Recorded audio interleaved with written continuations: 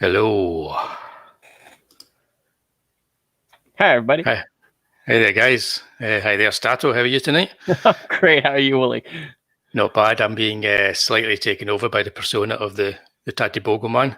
So who knows how I'll be at the end of this show. But tonight's show is. I'm excited.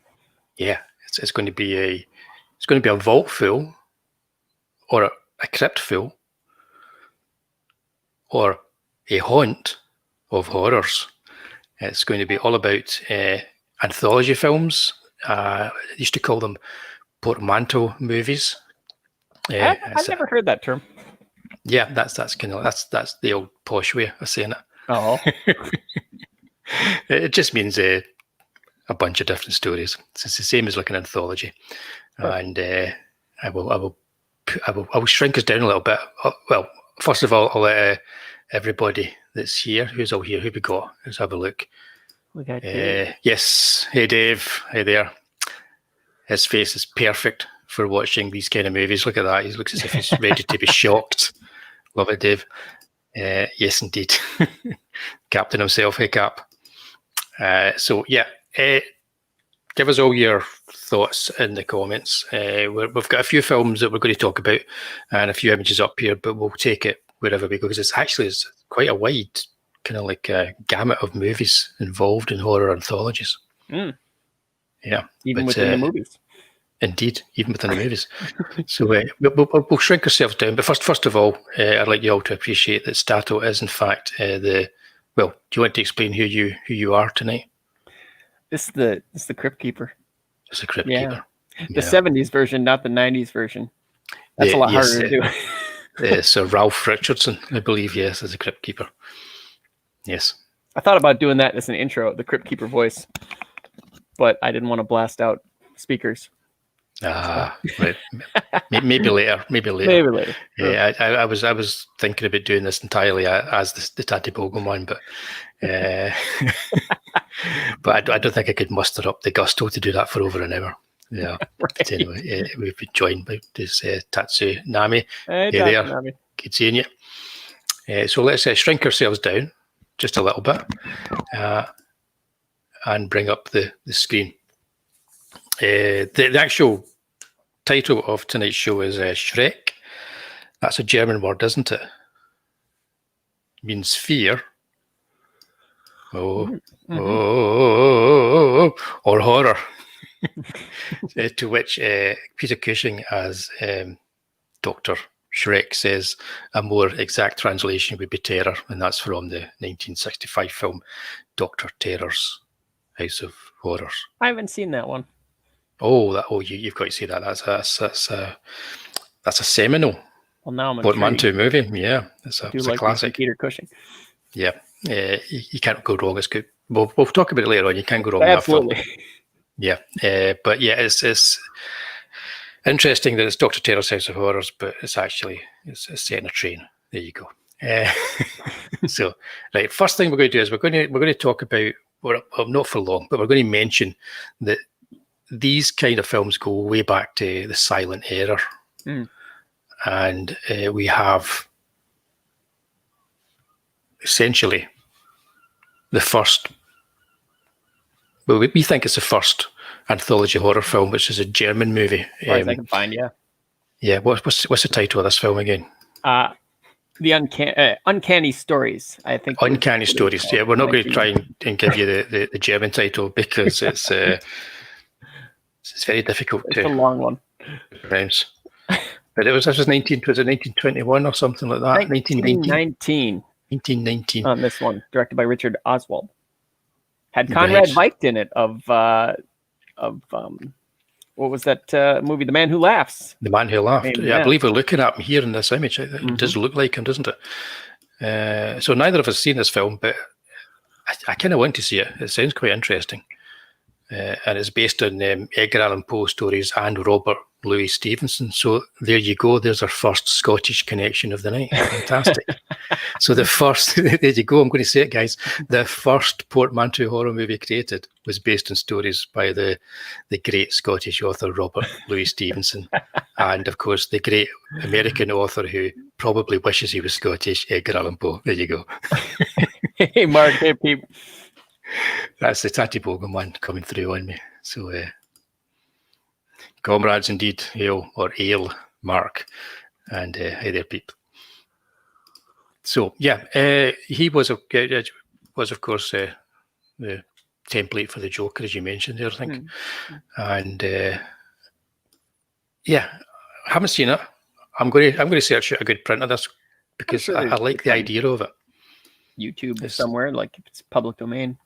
Yeah, because it's set in a kind of like an antique bookshop, and three figures. It says in the plot synopsis that three figures, Death, the Devil, and the Harlot, step out of paintings and read 5 macabre stories. Oh, straight away, that sounds pretty good to me. Oh yeah. So we got a couple of like familiar ones. There's the Black Cats in there. That's going to be revisited later. Yeah, indeed. The Suicide Club from Robert Louis Stevenson. Oh yeah, good the stuff. Spectre, The Hand, and The Apparition. That sounded pretty good. I'm guessing The Hand's going to be one of these crawling hand stories with a disembodied hand. You know, because they tend to turn up quite a lot in these kind of movies. Mm-hmm. Yeah, very interesting film. I'm surprised I'd never actually heard of this before or seen it before, so I'm looking forward to watching that one. I don't know if anybody out there has seen. I'm going to give it. No, I'm not going to give it a go and try and say it. I wonder if Charlie had. If anybody had, Charlie might have. If anybody has, Charlie has. It's just, I'm guessing. Yeah. We'll ask her later on if she pops in. Absolutely. Yeah, right. But so we're not going to be doing this in a particularly kind of like a linear way. And there's so many movies and there's things that I'm sure we both want to talk about. We've also not all watched the same movies. That's so right. That should be for the sake of the show. Indeed. Indirectly. We didn't plan it. Yeah. Guys, I put together this file like 15 minutes ago. But you'll never know the difference. Never. But we are jumping on. Well, we're jumping right in with, I think, a good one. Oh yeah, I love this movie. Yeah.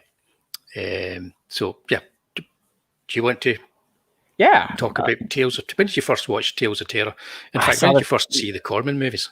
I saw this one when I was a kid. It probably would have been on one of those late night, like the horror hosts they used to have back in the 80s, where it would be like before and after the commercial breaks, there was the bumpers like, "Oh, we got a scary movie for you today, kids. It's Tales of Terror," or something like that.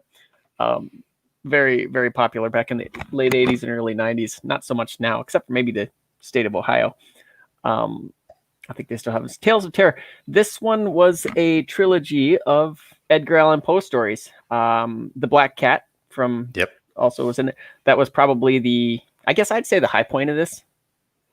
For myself, I think that was probably the best done story. It started off a little bit lower, and then it went real high, and then the third one was a little bit, kind of brought it down a little in my estimation. But the cool thing about this is being able to see Vincent Price play 3 very different characters.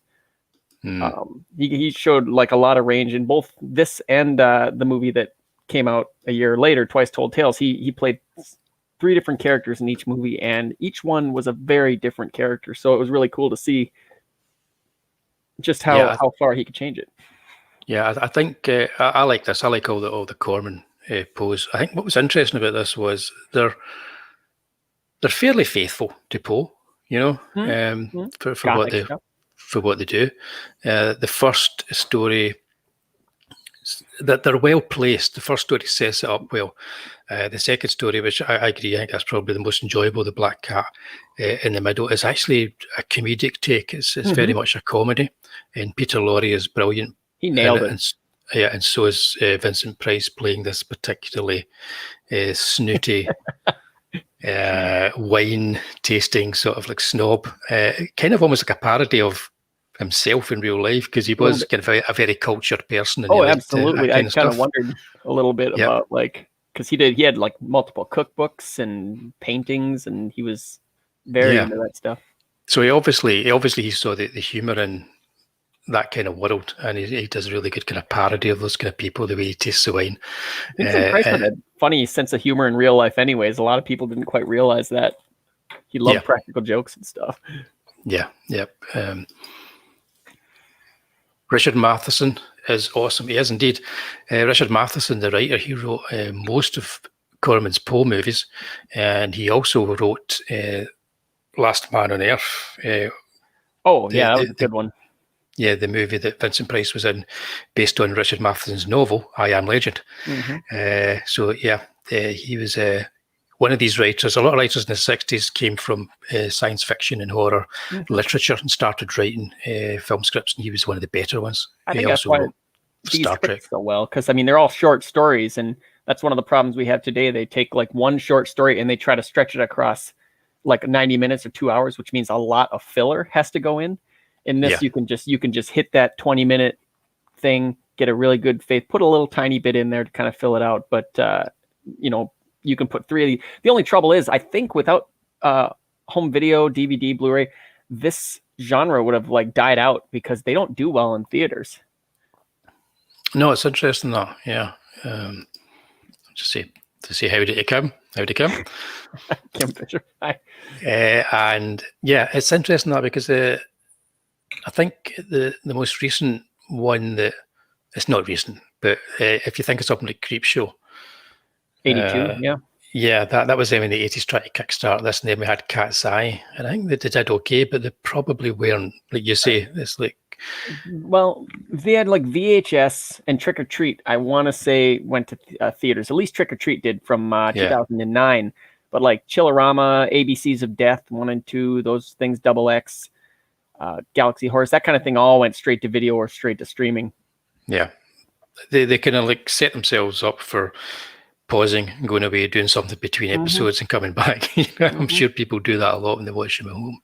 Right. I did that when I was watching what was I watching Black Sabbath for this. Right. We'll talk about that later. I don't think I've got any images up for it. But I paused between stories just to go and make a cup of tea. As you do. The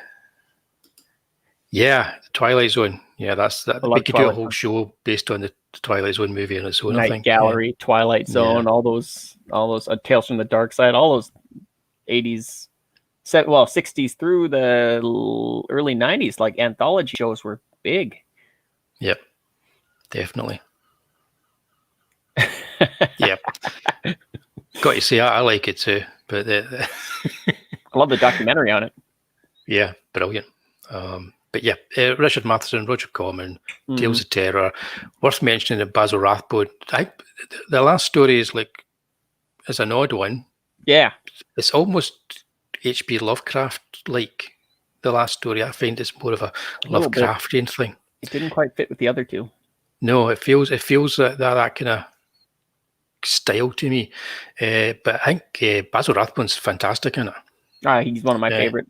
Yeah, he's just great in it, and seeing him play just a completely horrible, evil character, but almost with the same kind of determination that Sherlock Holmes had, is really worth watching. Play a villain, for sure. Yeah, definitely. So I think we both agree this is a good film. Absolutely. Yeah, the first story does have a few clunky bits in it you have to get past, especially the ending budget, where you kind of just go, what yeah, the low budget is even more evident there because you can see that they've just kind of got sets for previous movies and just kind of put stuff over them, and it's got a close-up shot of a tarantula for some reason. I want to say Corman used sets from like other movies, or he reused them or whatever. It's like, can we use this after hours? Yeah, whatever, go ahead. Yeah, and which is quite good when you're watching them back to back or a few weeks apart, because you start spotting these things the way you do with Hammer movies and all these kind of films. But yeah, so let's move on. I think we all agree that's a fun film. If you haven't watched it, check it out. Absolutely. What's up next? Right. Twice Told Tales. Yeah. Now, I didn't. Director Sidney Salkow, I didn't know who that was, so I had to Google him. Mhm. It turns out that he made the Last Man on Earth with Vincent Price. He directed that. Mhm. So it's amazing how you get all these links together. Yeah, I've got this on DVD, but it won't play. So I haven't watched it. So over to you, Stat. So this one's it's very similar in its approach and its how it's set up, kind of like to the previous one we just talked about, Tales of Terror.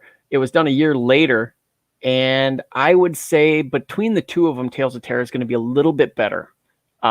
This one's got same thing, Vincent Price playing 3 different characters across 3 different stories, and you've got others like Sebastian Cabot, Beverly Garland, Richard Denning. They're all kind of in there.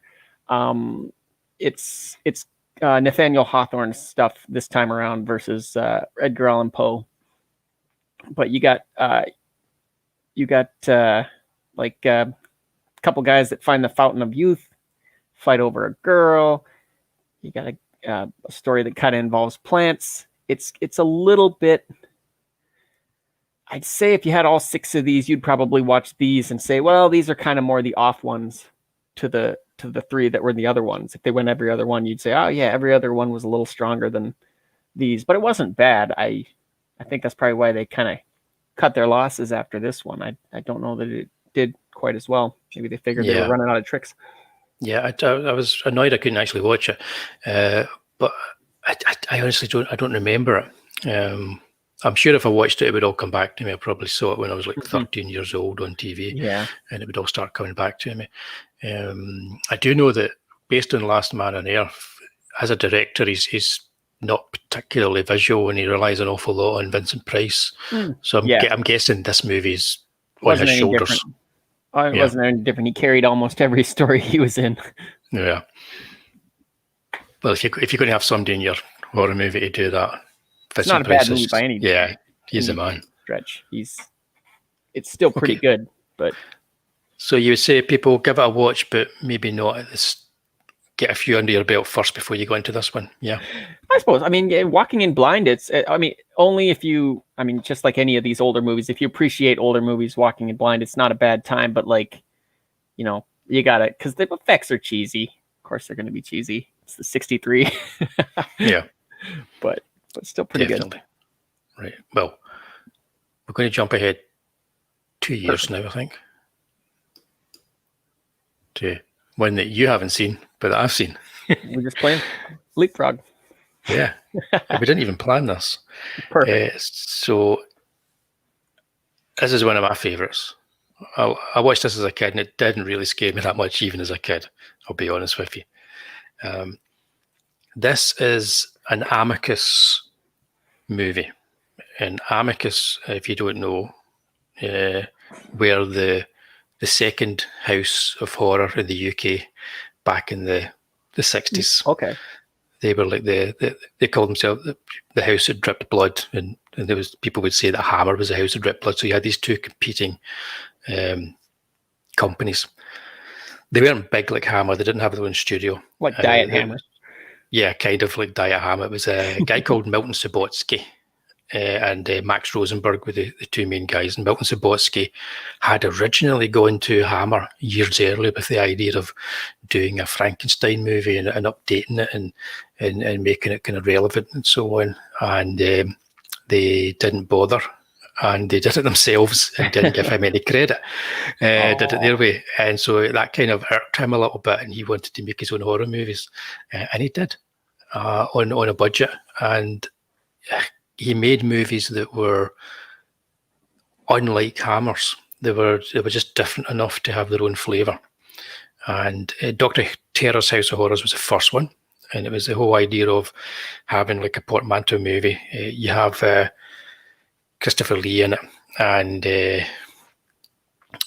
Roy Castle and various other actors, and they get onto a train and they meet Dr. Terror, and he's got his tarot cards. And this is one of these films where the little linking bits between are actually really good because all the actors are good and they all interact really well with each other. Yeah. And so we know that Dr. Terror, there's something up here, and he gives them the card readings and that tells the stories, and they tell these little horror stories all based on their characters. And apart from like one story where you've got like a killer alien plant type Triffid story, which is a bit odd, they're all really enjoyable. Starts off, we could have had this in the first episode, starts off with a Scottish werewolf story. I know, what was I thinking? I should have had that in the first episode. And it's just a fun movie. It's really well made. I too like this. If you can get hold of it in Blu-ray, it looks fantastic. Now you're making me jealous. And it's really well made. Freddie Francis was a cinematographer, and he'd started making horror movies, and he is very visual. So he was good at making a lot from a small budget, much the same way as a lot of the top horror directors were back in the 60s. Oh yeah, you had to. Yeah. Horror wasn't seen as anything prestigious. Well, again, I don't think he even approached them as if they were prestigious either. It was very much a case of like, okay, because I did watch the commentary a while back, and I remember him saying like, oh, you don't want to make a full length werewolf movie. It will never last for a whole movie. 20 minutes is just about right. So his thinking was, you can tell it all in 20 minutes. Why do it in an hour and a half? And he eventually in the 70s made a 90-minute Legend of the Werewolf, and I don't think it wasn't great, but it had Peter Cushing in it, so it's well worth watching. But yeah, this is especially like British viewers will get a lot out of this as well if they're of a certain age. Various TV personalities that appear in it that you'll notice wouldn't be much to Americans, but it's kind of like if you watch a movie and like various 1950s TV personalities start popping up in bit parts. There's quite a lot of folk like that. Roy Castle was a big TV star over here in variety shows, right. And here he is in a serious sort of part, kind of a serious part in a horror movie. Dr. Terror's House of Horrors, it's got voodoo in it as well. And that's a mainstay for a lot of these films, that having stories that are to do with voodoo. This company didn't have much for collections, did they? I had to wonder. Yeah, because I'd track down a Giant Hammer collection and watch a bunch of those. Hey, comic book lab belt. No, they didn't. The movies they've been released in the UK recently in very expensive Blu-ray editions, but they're now coming out in more affordable ones, and you can get them on DVD over in the US. There was an Amicus box set released a few years back, but it's probably going for ridiculous prices now. Wouldn't be surprised. And they are different from Hammer, in that Hammer always made their movies, or didn't always, but for 99% of the time, Hammer's movies were gothic horror set in some sort of mythical, sort of Eastern European or European kind of town or country. Amicus were all contemporary. They were all set now in places you would recognise. People wore clothing that was of the time and talked of the time. Which is what you want to do with a low budget. You don't want to do period pieces when you don't have any money to spend. Exactly. So, but at the same time, it gives it its own flavour. And what it does is it takes what is the fantastic and it puts it into what was at that time contemporary settings. So makes it scarier for people. Yeah, exactly. If you're looking at a house that's like a house you recognise on a street you could recognise, things become that little bit more scary. Mm-hmm. Yeah. So Freddie Francis also went on to become a cinematographer for David Lynch. And I think he starting with The Elephant Man. Okay. And carried on with him and did all these movies from The Elephant Man on. So had a fantastic career. Anywho. Definitely get yourself a copy. Get it watched. It's good. It's available in the UK on Amazon Prime, so it's probably available over there as well. Right. It's leisurely. Some of the stories are a little bit longer than they probably would be if they made it now, but that was movies back then. Yeah. Oh boy, indeed. Now we're talking. Now, what does Tales from the Crypt mean to you when it gets mentioned as a title? For me, it's this movie is the third exposure I had to it. The first one, of course, was the series with the Crypt Keeper that, came a hello kitties, boils and ghouls and stuff like that. And he's making his puns and things like that. And then the comic, I found some old EC comics and stuff like that where I got to read. And I think, being a comedy writer really helps you with this kind of thing. Because, if not just the jokes and stuff, the irony of the endings is kind of what you're playing at. But this particular one, when I saw it,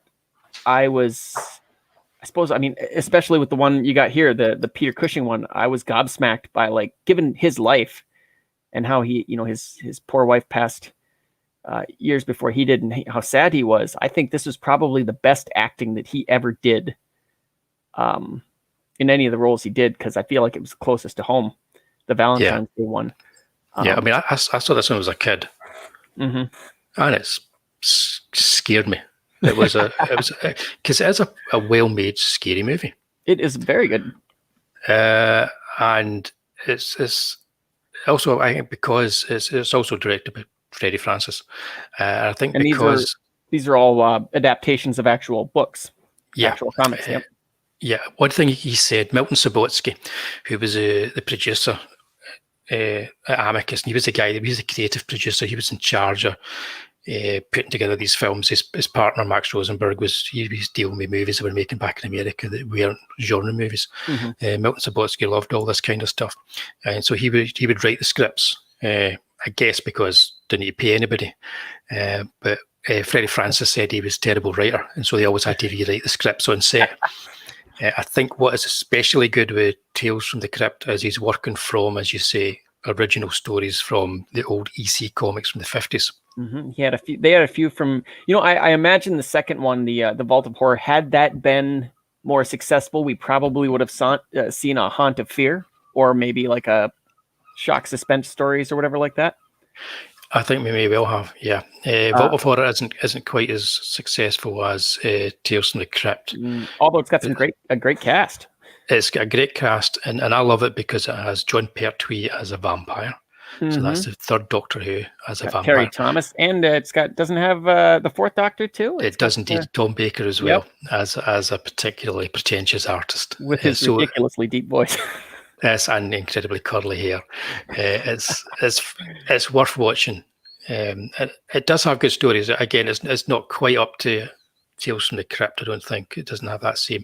This is still a creepy, quite scary wee movie, I think. No, and what's ironic about that one, or not ironic, but funny about it, is it doesn't actually have any Vault of Horror stories in it. Almost all of them are Tales from the Crypt episodes. This one has a Vault of Horror story in it. That's it, and the majority of the stories in Tales from the Crypt come from Haunt of Fear. Yep.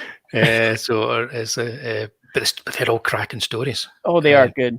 So you're talking about here the All Through the House. That was actually, I think, the first episode of the TV series as well, where Larry Drake played the crazy guy in the Santa suit. That's right. Yeah. And here, of course, it's got Joan Collins as the woman who kills her husband in that story and gets terrorized and eventually, spoiler, becomes Santa's victim. It's a properly good spooky film. Also notice if you can really zoom in there, just next to the word Francis, you see it's a PG rating. This is before PG-13 was created, so where would have been GP at the time? Yep. So people were made of sterner stuff back in the 70s, and this is the kind of stuff that was perfectly okay for kids to watch. It was Indiana Jones and the Temple of Doom that did it, when he ripped that guy's heart out and it was beating and it burst into flame, thinking, well, maybe we need something in between. That's it. But you mentioned Christopher Lee and the performance he gives in here, and I do believe, I should have double checked on this, but I do believe the photograph of the character's wife is a photograph of his wife. Oh, that's terrible. I didn't know that. Yeah, I think he used a photograph of his own wife. Now, it might not have been in this movie, but it might well have been. I think watching this one, especially, so close to home, when you look at like Twitter, and you imagine like that's canceling. That's like the worst thing. He sold that when he was reading the letters, the Valentine's through the whole thing. That was a heartbreaking scene. Yeah. It's the kind of scene that if it wasn't a horror movie, it'd have got some kind of an award for. Oh, absolutely. This part, definitely. And of course, we did a show with Charlie's London last night that was all about zombies, and this movie wasn't included in any of the list. He is essentially a zombie. For the most part, yeah. Yeah, because he comes back 1 year after his death. I believe it's a year after his death, he's resurrected. And with incredibly good makeup, very effective makeup. Oh, yeah. Just like... yeah, I don't think this story was ever done again either, like in any of the series or anything like that. This is a... No, because it's a very dark, depressing story. Oh, yeah. Yeah, probably, I think, the highlight of the movie. Yes, optional spines after 1985. I like that. So yeah, the one story though that kind of got me on this, that we were watching it as a kid and actually not wanting to look at the screen, which didn't happen a lot because I loved horror movies. But it's the one that says Blind Alleys. And it's about the director for the Home of the Blind, who's a nasty kind of guy. Oh, yeah. And with Nigel Patrick. Yes, Nigel Patrick. I was trying to think of the name there. I was thinking Patrick McGee, but he was the other guy. He was a resident, wasn't he? In the home. He was the ringleader. Yeah, and he leads a revolt against this nasty old Nigel Patrick.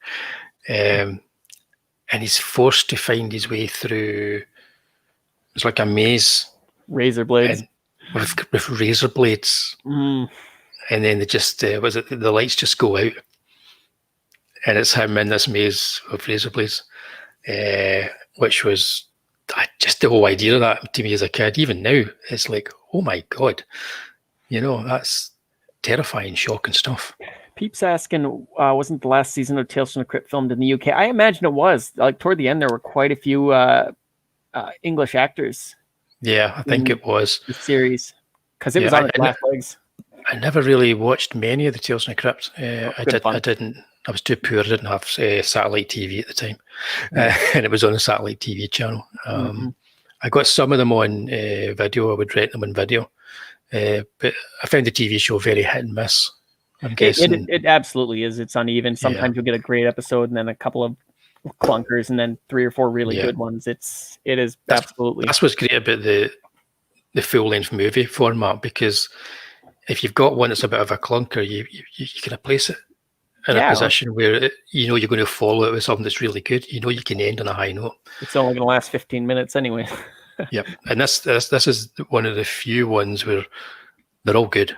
Oh, and they're all worth watching. And this one I think is on. I watched it on Tubi, the free streaming network. You can get it in the computer or whatever like that. But I think this one. Oh yes, I remember. Yeah, I will need to search that out. Yeah. But this one was. So we like this film, don't we? Yeah. Best of the worst we've done so far. The Crypt Keeper was Ralph Richardson, who's a very kind of like a respected Shakespearean type actor in the UK. Now you said like Tales from the Crypt. Was Tales from the Crypt itself fairly popular in the UK around the time, or was that just the TV show you said that wasn't really over there all that much? It's never really been particularly popular, I think, on TV. I think it was a late night show, right? And I think it became more of a filler as well. I don't remember it being like a big thing over here. I mean, and even when this movie came out, nobody really knew the comics. Okay. In the 70s, I would imagine, unless they were into comics. It's 1972, and most people weren't really into comics. So it would just be, you think about it, the previous Portmanteau movies haven't been based in comics, or they tend to be based in Edgar Allan Poe or in original stories, literature, that kind of thing. Yeah. So which technically, comics are. Yeah, technically, yeah. But yeah, so I don't think it was ever a big thing here. It became almost a kind of like a 80s late night come in. It was late 80s, early 90s. A couple of drinks in the pub, and It's maybe on, that kind of thing. Mhm. Followed by The Hitman and Her, which was a terrible show that we had, where they go around clubs and they film people dancing and drinking. Yes, that was a TV show. That was a whole different kind of horror. But no, I don't think there was. Even when I was watching these on TV, we didn't have many comic books that were like Tales from the Crypt, but our weekly UK comics all had different stories in them. So we were used to reading Anthology still. Yeah. So it wasn't a complete surprise to get a movie like this. It's tough to get tired of an anthology thing, because the next one's going to be a bit different. That's the wonderful part. Yeah, it is indeed. I'm trying to think, is there anything we should mention about this, other than the great Freddy Francis again? What else we got here? So we talked about the first one, the second one with Ian Hendry. Did we? That was the reflection of that one. Had that jump scare in there. The first time I saw that was the one that like actually got me, when he's all like, "What? Why aren't you? What's wrong? I didn't die." And then he looks at his face in the mirror. Mm-hmm. That was a great scene. Yep. Yeah, definitely. It's like I'm checking through the chat here. Okay, right. Okay, we'll try not to be too spoilery then, Dave. But I would say I'd say you're going to love Tales from the Crypt. Definitely. Yeah. And also, you mentioned Ian Henry there, terrific actor. Mm-hmm. Unfortunately, a complete alcoholic, kind of ruined his career. Yeah. Yeah, but he was also in the Captain Crotus Vampire Hunter. I think this one did okay. Movie. The second one, The Vault of Horror, didn't. It had a much better cast, I think, with like Terry Thomas and Troy Baker, like we said, Don Adams, and Dean Holm Elliott was there. Yep.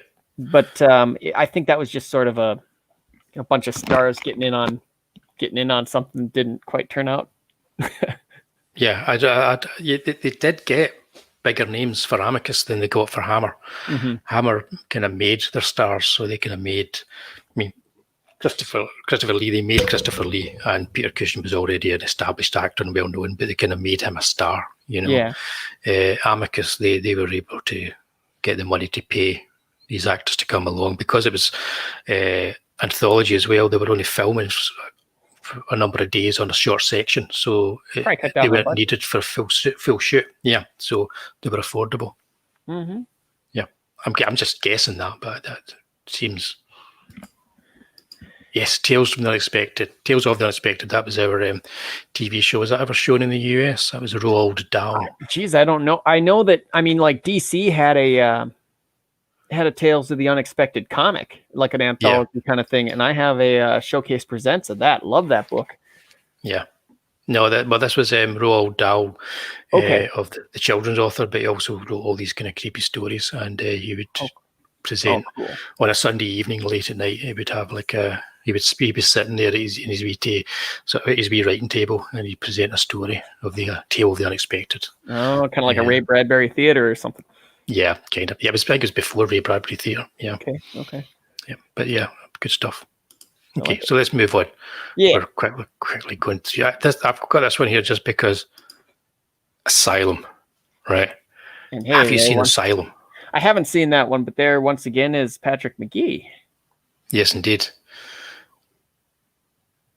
And he's got like do you know what we didn't mention? What's that? We didn't mention the 1949 British movie Dead of Night. We did not. That movie was an Ealing movie. And Ealing were well known for making their comedies, and this was a. Oh, look at that cast! It's a portmanteau movie. You give it a quick googling, and it had one story in it to do with a ventriloquist dummy. Okay. And that was a story that I think is stuck with everybody, and was a template for all the kind of like ventriloquist dummy and killer doll stories to come afterwards. So that's Dead of Night. We're not really going to be talking about that much tonight, but 77. Yep. It's definitely one to be looking out for, especially if you've ever seen the 70s movie Magic with Anthony Hopkins, which is a cracking movie where he's this crazy ventriloquist with his dummy. Dead of Night was the inspiration for that. Yeah, anywho. Asylum. Okay. Asylum. Right. What do you know anything about Asylum? Not a ton. I mean, I've got a page of it up here just for to be able to participate in the conversation. But I think you'd like it. It's Roy Ward Baker. He's a very underrated director. He made a lot of good movies. He directed Quatermass in the Pit. Okay. Which was the Hammer version of that, which was a great movie, and lots of good movies. And as a TV director, he's well known in the UK for being the lead director on a TV show in the 80s called Minder. So he has a long career and is a very interesting director. He also made a movie we've been talking about. Did he? I'm just thinking, did he make that movie? I'm just double checking. Yes, he did. He made Vault of Horror. Yep. So these are guys that are kind of becoming a wee bit forgotten, but and they were in many ways they were workman directors, but they had a sensibility about them. They had to do everything as well as they could. Sure. It was a craft to them as much as an art, and they played with their low budgets and what they had at hand to create the best work possible. And I think Freddie Francis and Roy Ward Baker, they're two very different directors. Roy Ward Baker is he's more of a put the camera down and shoot it sort of guy, you know. But you have to be very efficient doing these stories because you got to get a lot of stuff into like 20 minutes or whatever you're allotted. Yeah. Which is what I like, the click of them. Yeah, me too. And this is one that kind of moves along at a good pace, and it's got Robert Powell in it, and he's visiting this asylum, and he's going around and he's talking to people and interviewing them, and they're giving them their stories, and some are better than others. Sure. The one that I like the best involves chopping up bodies, wrapping them in brown paper, and keeping them in the refrigerator. That's what the poster used as its main image, was a head wrapped in brown paper. But Asylum is one of these ones. It's got a small coloured doll there's about to skewer Patrick McGee from behind. I need to spoil it, but one of these dolls does get destroyed and stood on, and it gets broken. And when it gets broken, you see that it's got tiny little intestines inside it. It's like, so it's absurd as well as horrific. And it was written by Robert Bloch. I'm sure you know that name, because he wrote Psycho. Yep. But when he made these Portmanteau movies, he tended to be just a wee bit off the wall, because there was another one called Torture Garden that he wrote, and it has a story in it about a killer piano. So it's not a great movie, but it's worth watching. How is that any worse than The Mangler, like that movie about that evil like laundry press? Yeah, it's yeah. Or Deathbed. Yeah. Actually, it's better than both of them. But I think you can. I mean, it's one of these ones where you can agree when you're sitting around the table and some just killer piano. You maybe go, yeah, think of something else. It's not particularly scary, but it's worth watching. That's Torture Garden. But sure. But yeah, Robert Bloch wrote this, and it's got a terrific cast again. It's got Peter Cushing, Britt Ekland, who was in the greatest British horror movie of all time, The Wicker Man. It's got Robert Powell, Herbert Lom, who's famous, of course, for the Pink Panther movies. Sure. And the Phantom of the Opera. Didn't he do... No, he didn't do Scrooge, did he? He wasn't... No. Wait. I don't know. Shot in the Dark. No. Okay, never mind. I was thinking he did the... not the Mysterious Island, stuff like that. No, that was somebody else I was thinking of. Christmas Carol. But right, yeah. No, I'm not too sure about that. But yeah, so this is of all the films that Amicus made, I think these ones are kind of available on streaming, which again is why I've picked them. I think Great. you can find Asylum on streaming. I know in the UK, anyway, maybe not in the US, but you probably should be able to. I imagine. Yep. I've got DVDs in a wee box set that's shaped like a coffin, which is quite nice. Don't know where it is, but I do have it somewhere. But yeah, Asylum, 1972. Robert Bloch has a totally different feel to the other ones we've been talking about just now, Okay. I think. But again, it's that Amicus thing, but it's all contemporary. It's like a slower burn to this one. Yeah, and Hammer would have done this as like a gothic sort of like asylum, with like crazy people. It would be like, and they'd be like big sweeping hallways. Yeah, and funny accents and all that kind of stuff. And it would be just as much fun. But no, this just seems a bit more real. It would have seemed a bit more real in 1972. Thank you, Dave. I just wanted to say I was feeling a little bit left out and alone because I haven't seen Quatermass in the Pit. Yeah. Dave I just brought it up there. Yes, you will enjoy that. I don't think you can get the first two Quatermasses on Blu-ray right now, at least not in the UK or the US, which is a pity because they're both good films. Okay. Even with Brian Donlevy, who's not the greatest Quatermass. He's just slightly miscast. but he does a good job, and they're good films. Yeah. So let's see what we got going here now. That's it. That's all the ones I've chosen. I didn't put up Black Sabbath, but I'm going to just pick an image from Black Sabbath here. Continue to say yes. Oh, okay. Yeah. I mean, there's the cool thing about these things is if they haven't really stopped. I mean, you've got like we talked a little tiny bit about Creepshow. People are going to know Creepshow, the George Romero and Stephen King movie from 1982. Yeah. That's now got a TV show on. Is it Shudder? Right, and it had 3 installments that took a step down in quality each time for the movies that they made. Twilight Zone got a movie with where they just kind of remade a bunch of the I think they did. They remade a bunch of the series episodes with like Nightmare. Yeah, I watched the first 3 episodes of the most recent Twilight Zone, and did you? I couldn't bring myself to do it. I did it.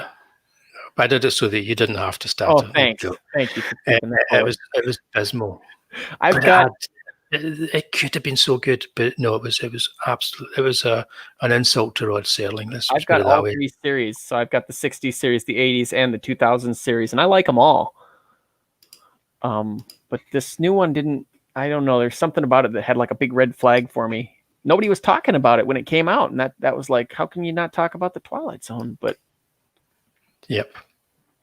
Anywho, right? Have you seen Black Sabbath? I didn't know. I think it was one of those ones I watched on TV. I didn't know what the name of it was, but I definitely remember. That sticks in your head when you see it, doesn't it? When you're a kid and you see this. This is a character in one of the stories in Black Sabbath, and she is on her deathbed, dead. And it's got a fantastic scene where the nurse shuts her eyes and then turns around later and they're still open again. It's just an incredible piece of 1960s sort of makeup. But yeah, I'm going to kind of like this. I'm going to talk about Black Sabbath for just a wee bit. But I'm going to leave this terrible website that I'm on that's got loads of pop-ups and all kinds of things. That's fine. Yeah. Black Sabbath is a little bit different to all the other kind of portmanteau or anthology films. It's an Italian movie made by Mario Bava.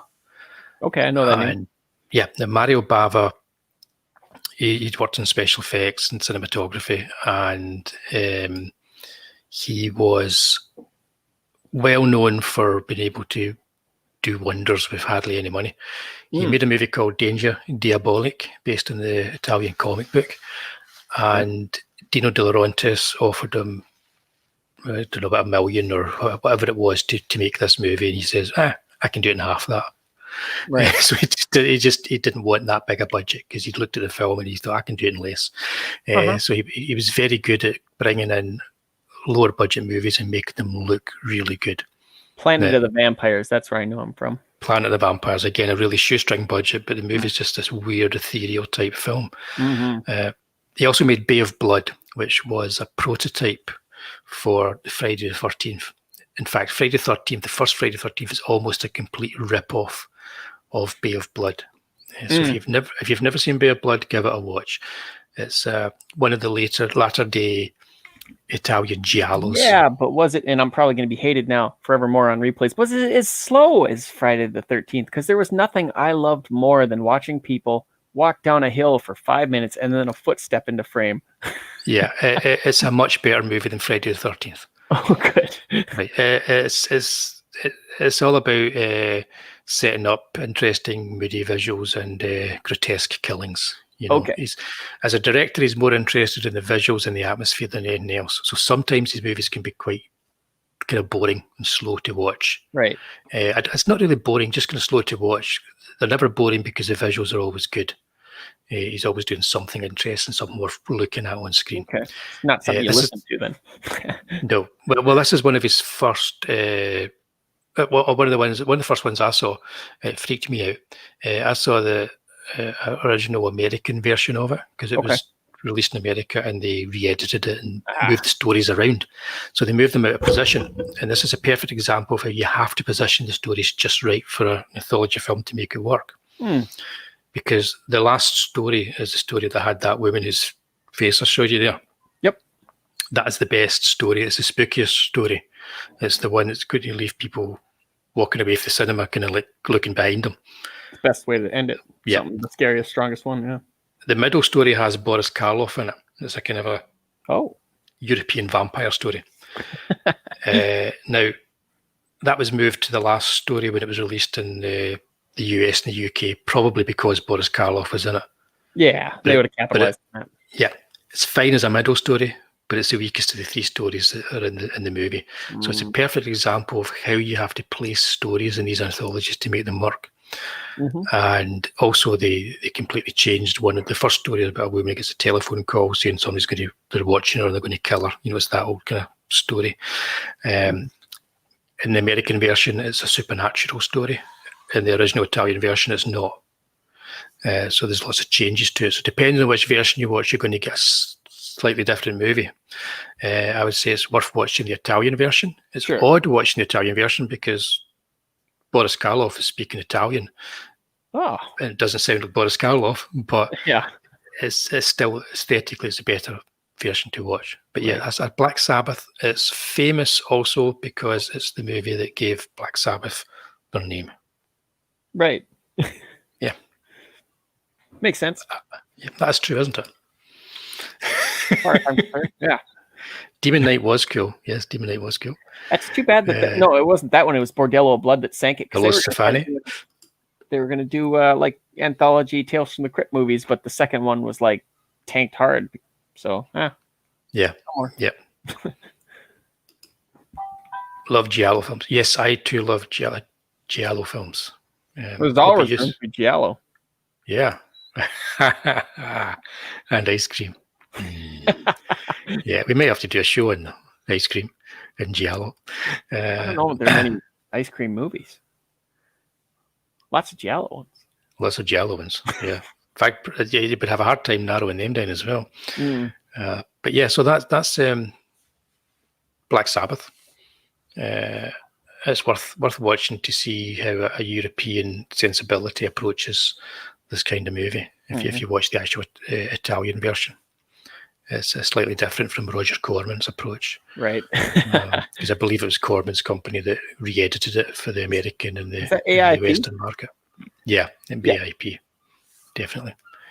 That wasn't his company, but he would have been involved in that, I would imagine, at that time.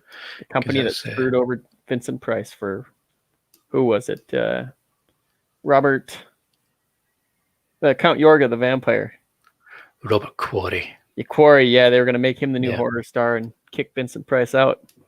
Yeah, that really didn't work out very well, did it? Not at all. Count Yorga, that's an interesting film. That's a whole. We could do a whole show just on Count Yorga, I think. Vampires, yeah. Yep, that's a whole different thing. But a movie I haven't seen in a long time. No. Now I want to watch Count Yorga. It's not a very good movie, though. No, it's not. You get about 10 minutes and then go, oh, wait.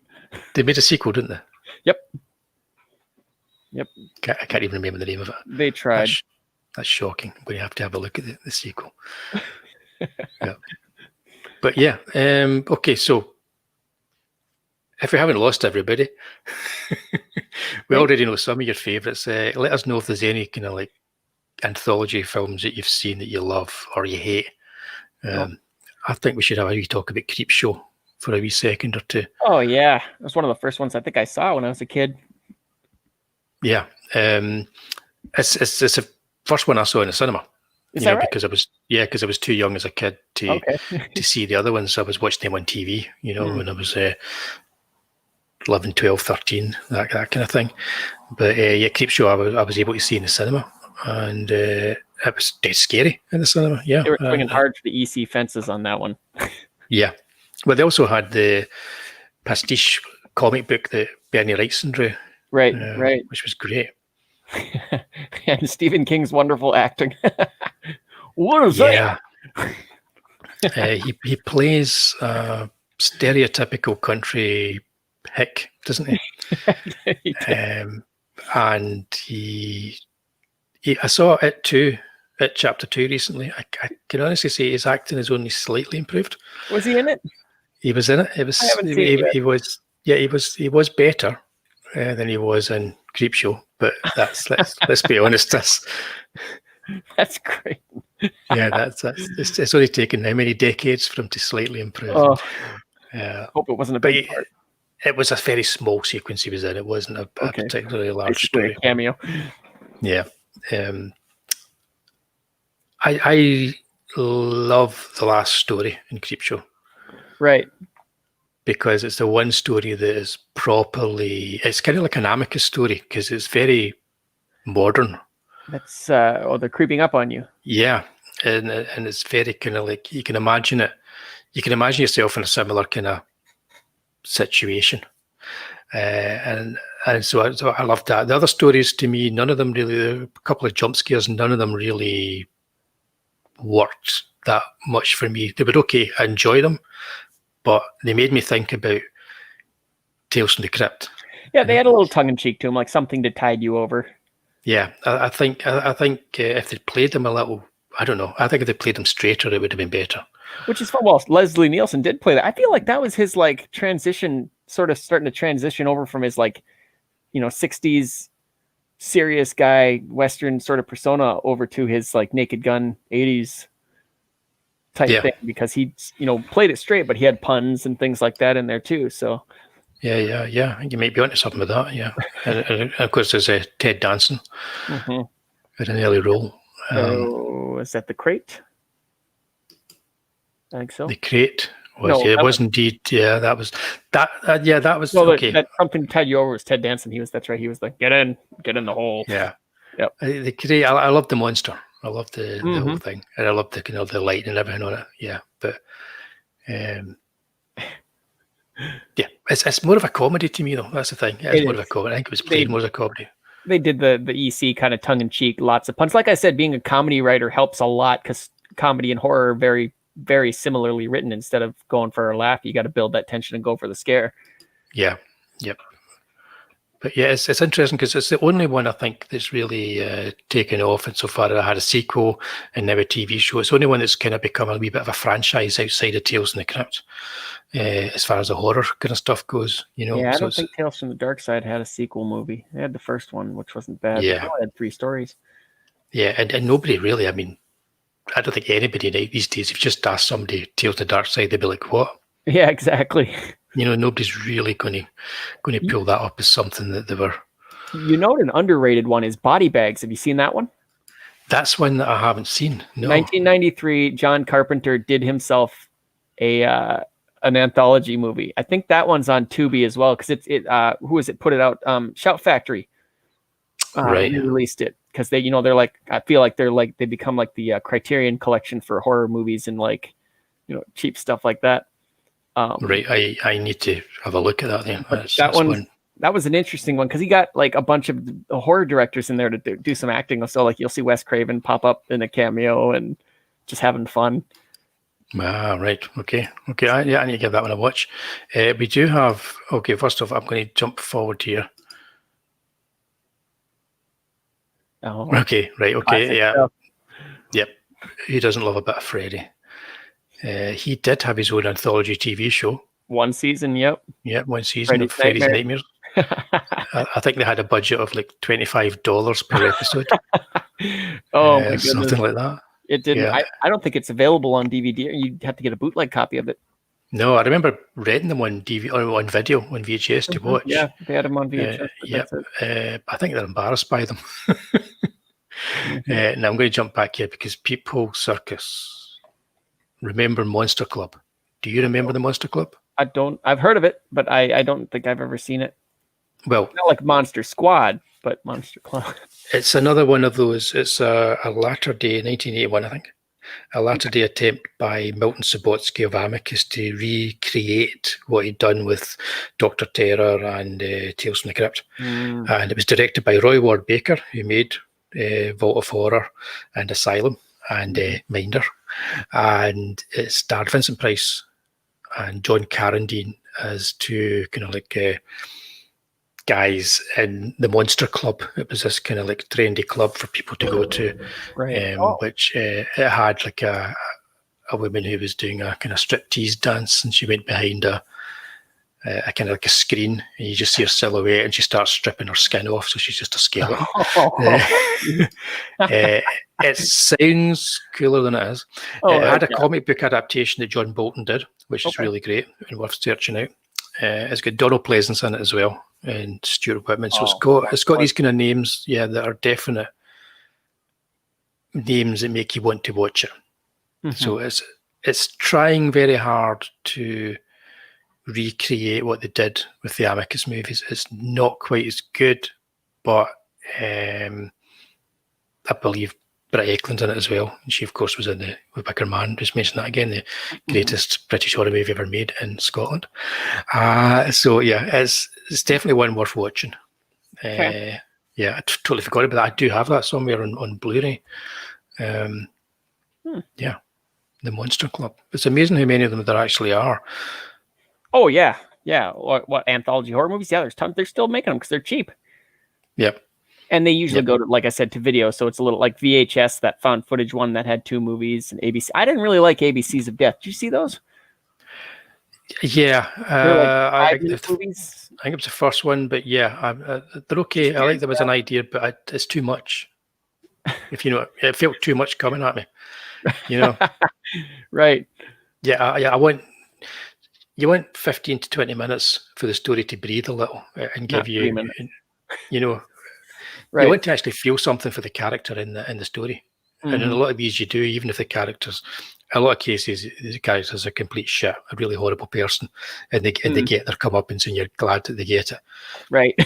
But in some cases, like, the Razorblade one, you're kind of thinking, I don't know if I'm glad this is happening, and it's good because you spend some time with characters and you get to know them a little bit. Likewise, in Tales from the Crypt, Peter Cushing's character, you really empathize with that character. Oh, that literally rips your heart out. Yeah, indeed. I think somebody mentioned the monkey's paw. Was it Peephole? I think mentioned it further back in the chat, because that's a story that's used a lot in these movies in different variations. Well, it's kind of be careful what you wish for. It's a perfect thing. Yeah, for horror. Definitely. Capita and Argento. Oh, right, cool. That wasn't bad. What was that called again? That was it 2 Evil Eyes? 2 Evil Eyes. Yep, that wasn't bad. Yeah, but again, it was both of them bringing their B game, I think. Yeah.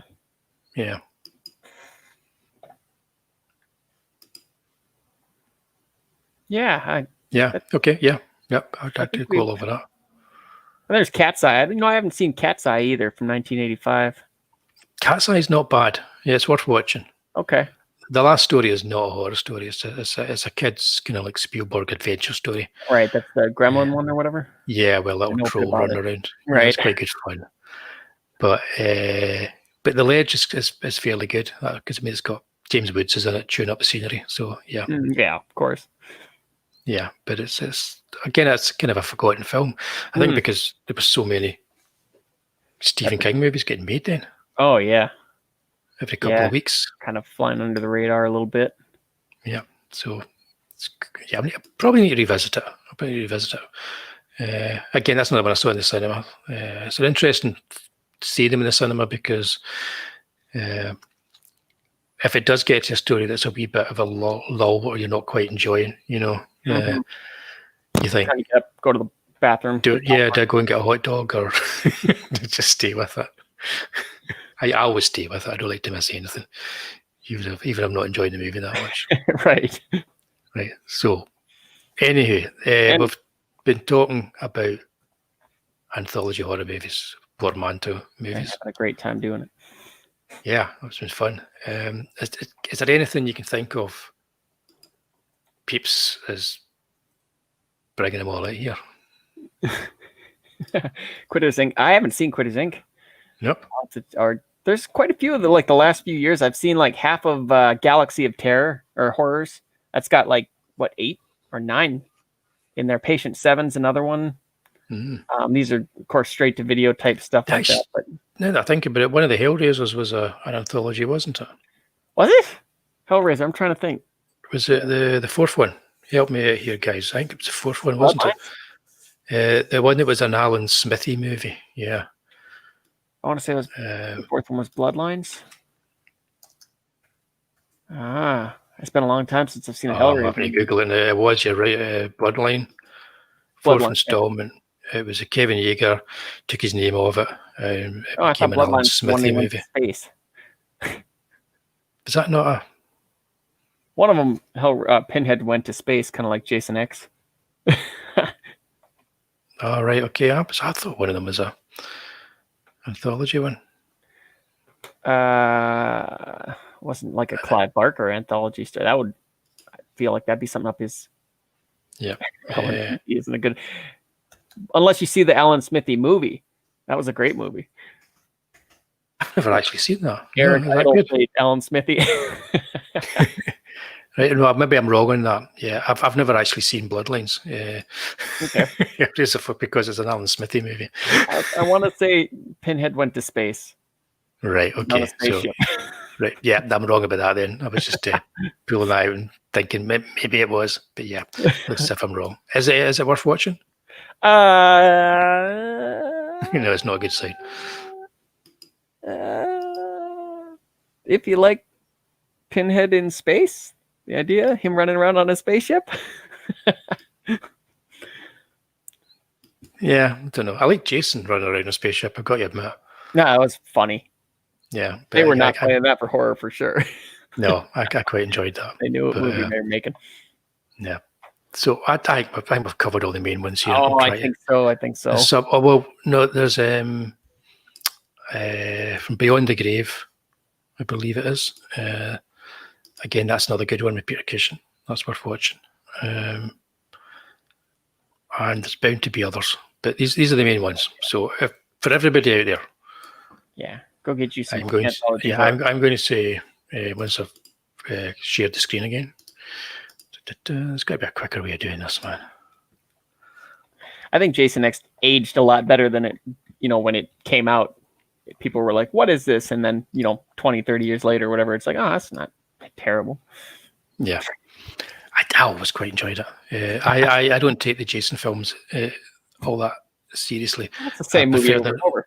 Yeah, I prefer the Nightmare movies because Freddy's a far more interesting character than Jason. Did you like it when they gave him all the puns, or did you rather have him just very serious? He kind of had them in the first film anyway. They just took it to an extreme. I look at it this way. The first film is like a Connery Bond, and then from 3 onwards, it's Roger Moore. That's a great way to explain it. That's how I look at it. And then the remake was like Timothy Dalton. Yeah. Well, I'd say the remake was like Skyfall because I hate that movie. Oh, I was not. I watched clips of it and I couldn't pull myself. It looked terrible. Oh well, that's you can watch it one day and we can have a show based around that because everybody seems to love it. We'll just sit and complain for an hour. Well, indeed. Well, to quickly recap before everybody goes away, I would say our recommendations out of this are Tales of Terror, Absolutely. Dr. Terror's House of Horrors, and Tales from the Crypt. Boom. Perfect. Yep, definitely.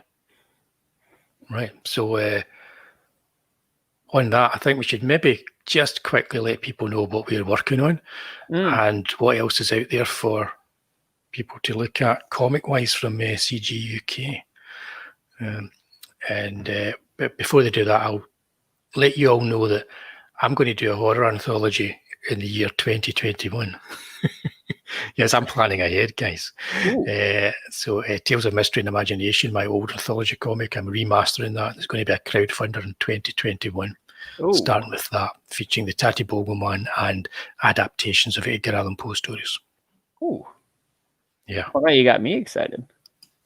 Well, that's good. That's the first. I'm glad somebody's excited about it. So I'll start teasing that later on in the year, but definitely one to look out for. So, whoops, where did that go? I lost that. I've just got to get some stuff dragged over to the second screen, and I'll just start sharing. Yeah, we just almost got all the stats bank details there. Yeah, exactly. No, it would have been just this screen. They would have been looking at this screen. All right, perfect. There we go. So right. First up, if you haven't already, we're not going to play the video, don't worry. If you haven't already, please do sign up for the mailing list for Ailsa Dark, Werewolves and Vampires Conclusion. How can be honest with you, it deserves a lot more people signed up than it's got. It really does. So if you know anybody that might be interested in, please point it in their direction. I know most of you guys in the chat have already signed up at the mailing list, which I thank you. But please, if you can get it, some other eyes out there and get some other people to sign up for it, that would be fantastic. That's all I'm going to say. That's me shelled mine. Do you want to do Charlie's London then, stats? Oh, sure. This one, it's going to be out in October. If you haven't signed up for it, please do. It's a biopic of Charlie Chaplin, kind of going around London, remembering his life. And I'm actually involved in this one. I'm doing some sketch cards for a tier, and I couldn't be more excited. Yeah, that was great when I saw that. And of course, I'm involved in it as well because I'm doing the one shot that leads in.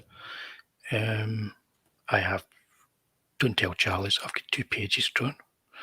I'm sure she'll be excited either way. Yeah, I'm just waiting on a test. I'm doing a print test to see what's the best approach to the final approach to them, and then I'll be getting cracking on with it.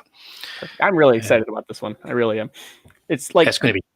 Yeah. I love movies. I love comics. I love history, and this kind of slams them all together. It's perfect, and the art so far, all of it has been like top notch. Constantly shocked every time she brings something out. It's like, what? Yeah, I know. That's kind of like I'm working away in mind, going, oh. She's going to show another great piece of art.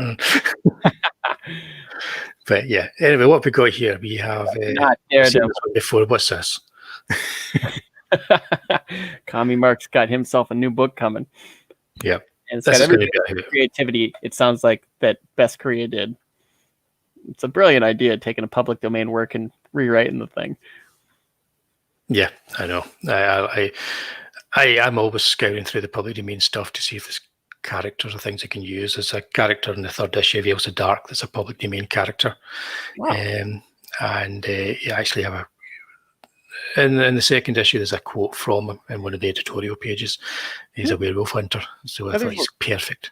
There's a lot of great properties that have just been thrown away. 100 years ago. Well, the great thing is you can just take the name. Yeah. And you can just do your own thing with them. So that's what I'm doing. But yeah, not Daredevil. Not Daredevil. Go sign up on that list. And here we go. So it's Mandy Summers and Peter Gilmore's book, Super Dead. It's doing all right. It's got 130 backers. Go find this one. It's whether you get Peter's or John's or both. It looks I controversially last night said Peter's is the main cover. Well, I got that because it is, guys. He's an interior artist, so it is. Yeah. but they're both great covers. Oh yeah, absolutely. What else we got here in the little goodie bag? Boom. Boom. Oh, Mortal Worlds. Still Mortal in Worlds. Yeah, I'm looking forward to this. big sci-fi space opera. And it's got a kind of like 70s, 80s European sci-fi feel about it. It's a bit different. Yeah, I love the colors. Yep. Look at that.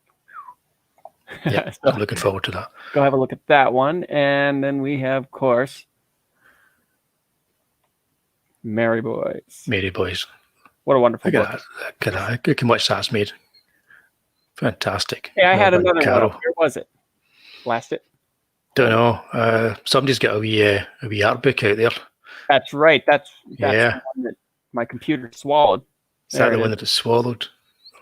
There it is. There we go. Perfect. There we go. Get on That's this one too. yeah, definitely get that. Okay, scroll down a second. Does it still go Yeah, up? right here. Yeah. Oh, is the original art stuff all gone now? Yep. Is it? Let me have a look. All original art cut. Cover art gone. You guys missed out, but you can still get the book. Yep. Plenty of great stuff in there. Look at that. Brilliant. This kind of thing looks like it'd be great for like if you had like a horror anthology, like just like prose stuff, and then each one had like yeah. I think what I was thinking about when I was mentioning Hellraiser I was thinking about the old epic anthology comic where they had all these, and very much if you were doing that today, People Circus would be one of the artists you'd have on one of the stories, definitely. Mm-hmm. I would make it like a science fiction story with very fat, fleshy characters. Yeah, we're doing great. Oh yeah, well, I mean, you can even like have like prose stories, like little weird prose stories, and then attach a picture to each one of those, and print that would be pretty dang cool too. Totally forgot to switch banners, did I? Everybody, make sure you're following Statistical Zero. I'm so good at this. I'm so good at this, guys. But yeah, that's the least important. Yeah, I'm really looking forward to that, peeps. Looks great. So that's all the books. Great books. That must be record time. I mean, nobody's shelled that many books that quickly. We're so good. We are so good. It's like we don't need to bother telling everybody. We just show them it and say, back Get them it. all. Yep. But make sure to sign up for Ailsa Dark first and then Charlie's London, because that's the only ones we're going to profit from. And that's what it's all about at the end of the day. So I shall quickly share my screen again. Perfect.